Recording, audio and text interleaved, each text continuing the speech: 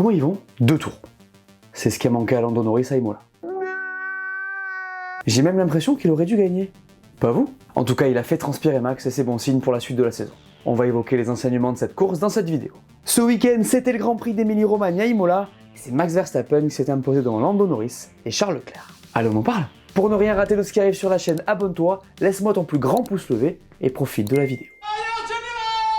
Les gars, je vous l'avais annoncé dans la preview, j'ai lancé mon plus gros projet après cette chaîne. D'ailleurs, je vous avais dit que je voulais le faire dans la vidéo bilan que personne n'a regardé. C'est pas cool. C'est pas grave. Je lance ma deuxième chaîne YouTube. Vous le savez si vous avez vu la preview, mais vous n'avez pas toutes les infos, les gars.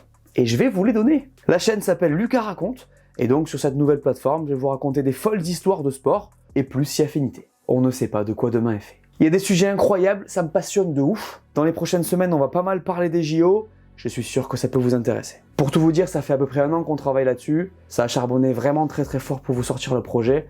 Et donc j'espère qu'il vous plaira. L'objectif avec cette chaîne, ce sera de sortir 2 vidéos par mois. Alors ne vous inquiétez pas, ça n'affectera en rien ce qui se passe sur cette chaîne. Ici, ce sera business as usual. On continue à parler de Formule 1 au même rythme qu'avant. En fait, ça faisait longtemps que j'y pensais parce que vous l'aurez peut-être capté avec les récits que je fais déjà sur cette chaîne. Mais en fait, j'aime bien raconter les histoires. Je suis aussi un grand passionné de sport, j'adore les histoires. Donc je me suis lancé. Maintenant, si vous voulez m'aider, abonnez-vous à cette chaîne, allez voir ma première vidéo et mettez-moi un pouce bleu. Ça aidera tout ça à prendre et je vous en serai vraiment très reconnaissant. Les liens sont dans la description. Dites-moi aussi ce que vous pensez de ce projet en commentaire sous ma première vidéo. Donc voilà, encore merci pour tout le soutien que j'ai reçu sur ce projet depuis que je l'ai lancé. Ça fait vraiment très chaud au cœur. Bon débrief.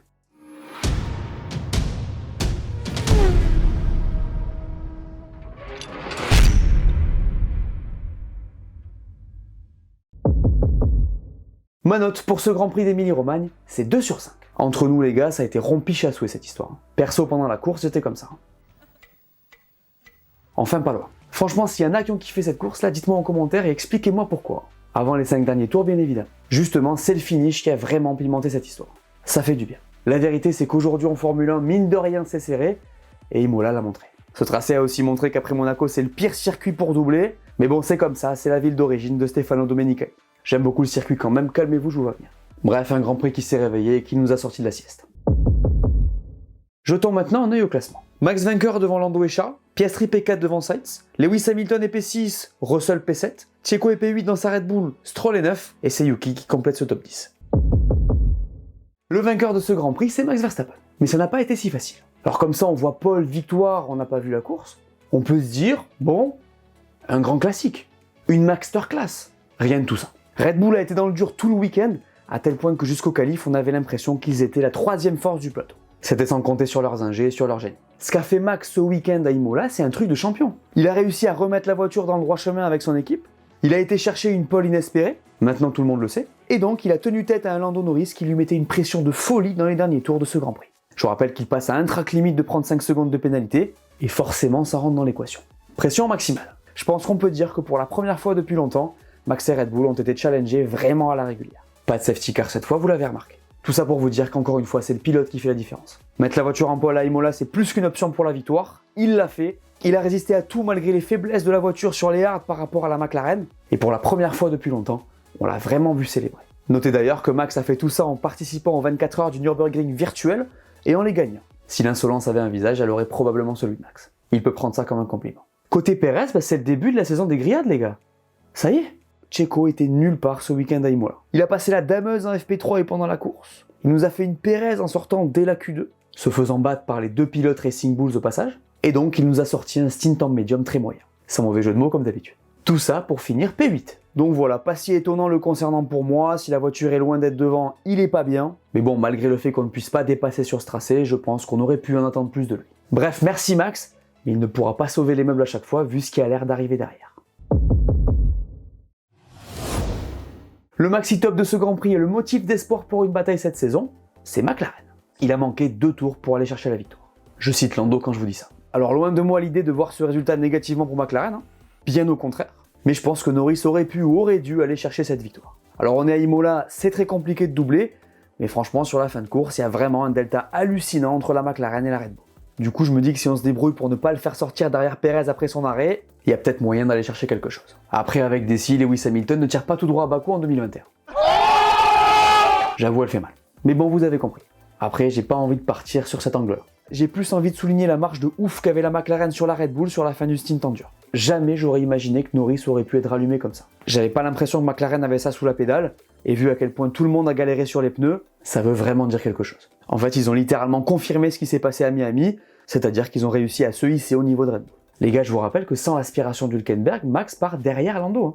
3e temps des qualifs. Mais j'arrête avec les si. Je trouve juste que ça montre la dimension de la progression des oranges, parce que personne n'a testé Max comme ça depuis longtemps. Lando a été impressionnant sur les pneus, même s'il est derrière Piastri en qualif. Encore un petit couac pour lui à ce niveau-là. L'équipe a été top aussi. Piastri a été là, même s'il pêche encore un peu sur le 2e stint et fait cette erreur en qualif qui lui coûte sa P2.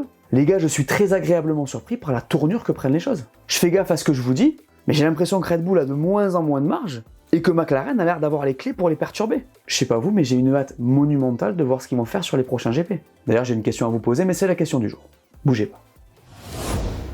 Yuki est encore une fois à sa place dans ce débrief, donc dans les tops. Et oui, puisque notre ami japonais a encore une fois porté son équipe à Imola. Racing Bulls qui courait à domicile d'ailleurs. Il faut le souligner. Dimanche, Yuki, il a fait un mauvais départ, mais il a corrigé ça avec un stint sur les hards, les gars, aux petits oignons. Rôti sur le barbecue de Checo. Sauf que pour lui, on reste sur des légumes. Pas question de passer au merguez. Ça, on laisse à Sergio. Je trouve que ça fait plaisir de voir Yuki dans cette forme, les gars. Vous me direz ce que vous en pensez en commentaire. Il est beaucoup plus posé, beaucoup plus mature, beaucoup plus rapide aussi. On sent qu'il y a une bien meilleure communication avec ses ingénieurs. Franchement, c'est beau à voir. Attends, le moment où il reste bloqué derrière la Williams, là, il y a 2 ans, il aurait vrillé complet. Il a progressé, et c'est vraiment au moment où il fallait le faire. Bref, Yuki est en train de gagner le respect de tout le monde. Un petit top pour Merco. Les améliorations ont eu l'air de marcher. On a senti qu'il se rapprochait. C'est un peu positif. Alors rapprocher, c'est un grand mot, hein, surtout pour Mercedes. Ils sont encore à 1 demi-seconde le samedi et 3 dixièmes le dimanche. Mais bon, ça va un peu mieux. En vrai, si on regarde la dynamique, c'est normal qu'ils soient dans les tops au vu de leur perf globale sur le début de saison. Ça va un tout petit peu mieux. Lewis s'est senti bien dans la voiture le dimanche malgré une petite erreur. George était plutôt bien aussi et il a pas mal souligné le rythme de qualif. On peut dire que ça va dans la bonne direction. Après, c'est sûr, c'est pas là qu'on les attend. Maintenant, je vais pas trop m'attarder sur leur cas. Le principal problème maintenant, c'est la concurrence qui a nettement progressé. Ferrari et McLaren, c'est du solide. À eux de tout mettre de leur côté pour avancer. Ferrari est dans les flops de ce Grand Prix, même si c'est pas un immense flop. On est loin de la cata, bien au contraire. Disons que la comparaison est juste un peu dure avec McLaren. D'ailleurs, pas de tournant de la saison encore. On s'est un peu enflammé sur l'upgrade, mais au final, elle est moins significative que prévu, même si elle touche à plusieurs parties de la voiture. Après, je le redis, le constat aujourd'hui, que ce soit le samedi ou le dimanche, c'est qu'ils étaient derrière McLaren. Pas de doute là-dessus. La faiblesse du samedi les plombe complètement sur un circuit comme Imola. Il va vraiment falloir résoudre ce problème. Alors le podium en Italie pour eux c'est bien, ça fait plaisir, ça faisait longtemps, mais en vrai il va falloir viser plus haut et plus fort s'ils veulent se battre pour des victoires cette saison. Qui est longue, attention, hein. Je dis pas que ce sera pas le cas. Après je pense qu'ils ont fait le max. Côté pilote, c'est vraiment très positif pour Charles qui va chercher son 7ème top 4 sur 7. Dis-moi que t'es constant sans me dire que t'es constant. Et une confirmation qu'il a pris un peu de marge sur Carlos le samedi et le dimanche. Côté espagnol, c'était le week-end le plus dur de la saison, avec des soucis sur la voiture dont il n'a pas voulu parler dans le détail notamment. Après 3 et 5 ça passe, c'est pas un mauvais résultat pour la Scuderia, surtout que comme je l'ai dit, clairement il ne pouvait pas vraiment faire plus. Vous avez été déçus par leur perf? Dites-moi en commentaire.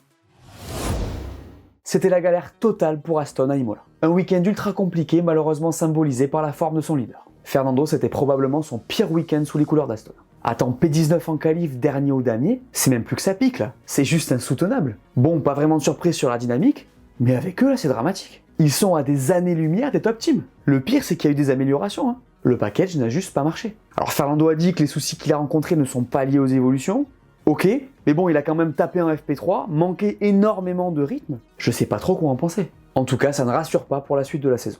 Par contre, faut souligner que Lance Stroll a fait un beau week-end. De son côté ça a été bien géré, il ne s'est pas craché et a même dépassé. On est sur un week-end solide. Ça va lui faire du bien si tant est qu'il en ait toujours quelque chose à faire de la F1, et je pense que ça doit quand même être le cas. En tout cas j'espère. Bref, le leader d'Aston Martin ce week-end, c'était Stroll. Dis-moi que t'es pas au top sans me dire que t'es pas au top.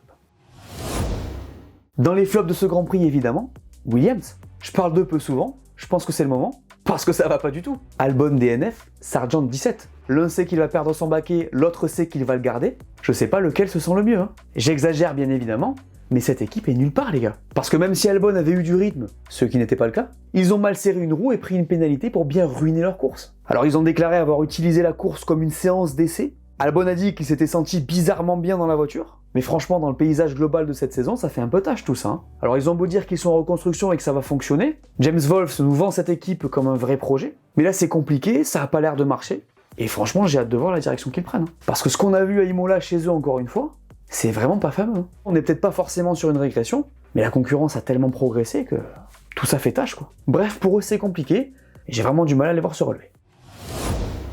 Petit mot sur Alpine qui est cette fois dans les flops de ce Grand Prix. Bon bah là c'est pas très positif. Hein. La voiture manquait de vitesse pure, on n'a pas déroulé une stratégie parfaite non plus, c'était pas ouf chez les Français à Imola. Côté Esteban c'est toujours mieux mais il a souffert des défauts de sa monture. Et chez Pierre on a tenté une stratégie optimisée pour 2 arrêts et ça n'a pas porté ses fruits. D'ailleurs il y a encore eu des petites histoires entre les deux puisqu'à FP3 il y a eu un épisode dans la radio de Pierre. En fait suite au crash de Pérez il fallait faire sortir les pilotes rapidement pour qu'ils puissent faire un tour chrono. Et on a fait sortir Esteban avant Pierre, ce qui a ruiné ses chances de faire son tour. Il était très frustré à la radio avec son ingénieur, disant qu'il ne comprenait pas et que c'était toujours Esteban qui était priorisé. Ambiance. Bref, chez Alpine, c'est toujours la galère. Donnez-moi vos avis en commentaire. Pour terminer cette partie sur les Français, je veux parler des formules de promotion, parce qu'on fait chanter la Marseillaise. Je parle bien évidemment d'Isaac Hadjar en F2 et de Sami Meghetounif en F3, qui ont tous deux gagné les courses longues de leur catégorie. Bravo les gars, ça fait du bien et ça fait plaisir. D'ailleurs, avec cette victoire, Isaac entre dans le top 3 du championnat. Attention les yeux. La semaine dernière, je vous avais demandé si vous voyez McLaren se battre avec Red Bull cette saison, et vous avez répondu. Toi Dova, tu nous dis, pour la question du jour, je pense que McLaren pourra rivaliser sur quelques grands prix, mais pas sur la saison entière. En vrai, je suis agréablement surpris de voir la bonne humeur de Max, Lewis, Charles et autres. J'ai bien aimé ce Grand Prix. Eh ben j'ai envie de te dire que ça commence bien, mais comme tu dis, à suivre. Il en pense quoi le Cailloun? Je pense pas que McLaren va challenger Red Bull cette saison parce que malgré le rythme des McLaren, les Red Bull sont beaucoup trop loin. C'est seulement grâce à des concours de circonstances que d'autres écuries vont gagner un Grand Prix cette saison. Je suis sûr qu'on va avoir une victoire d'Alonso avec Aston Martin. Je pense par contre qu'il va y avoir un beau combat pour la deuxième place entre Ferrari et McLaren. Un Grand Prix après, le moins qu'on puisse dire, c'est qu'on ne parle que de la Red Bull du coup, et on voit bien qu'il semblerait que le combat puisse durer. Affaire à suivre à Monaco. Passons maintenant à la question du jour, et là c'est assez simple. Selon vous, Lando Norris aurait-il dû gagner ce Grand Prix? Comme d'habitude, je sélectionne 2 commentaires, et on en parle au prochain débrief. Jetons maintenant un œil au championnat. Chez les pilotes, Max a maintenant 48 points d'avance sur Charles qui prend la P2 à Checo, alors que Norris n'est plus qu'à 6 points du Mexicain. Côté constructeur, Red Bull a 56 points d'avance sur Ferrari qui a elle-même 58 points d'avance sur McLaren, et Mercedes prend 35 points de marche sur Aston Martin. La suite c'est dès la semaine prochaine et c'est à Monaco. Comme chaque année, c'est le moment glamour de la saison avec les stars et le prestige de l'un des plus anciens Grands Prix du calendrier. Charles Leclerc sera aussi à domicile et essaiera de gagner. Je vous rappelle que dans les virages à basse vitesse, la Ferrari est généralement très bien. Le moment le plus important, vous le savez, c'est les qualifs, donc soyez bien devant votre télé le samedi après-midi. De mon côté, je serai sur place, donc si on se croise, passez dire bonjour. En attendant la preview, je vous invite à aller voir cette vidéo dans laquelle je vous explique pourquoi les pilotes de F1 vivent à Monaco. N'oubliez pas aussi d'aller voir ma nouvelle chaîne YouTube, de vous abonner si le pitch vous tente. Allez voir la première vidéo, il y a moyen que ça vous plaise. Voilà, merci à tous de m'avoir écouté, j'espère que cette vidéo vous a plu, laissez-moi un pouce bleu, dites-moi en commentaire ce que vous avez pensé de ce Grand Prix. N'oubliez pas la question du jour et d'aller voir mes dernières vidéos que vous n'aurez pas vues, dites-moi tout, et on s'abonne. Allez, ciao!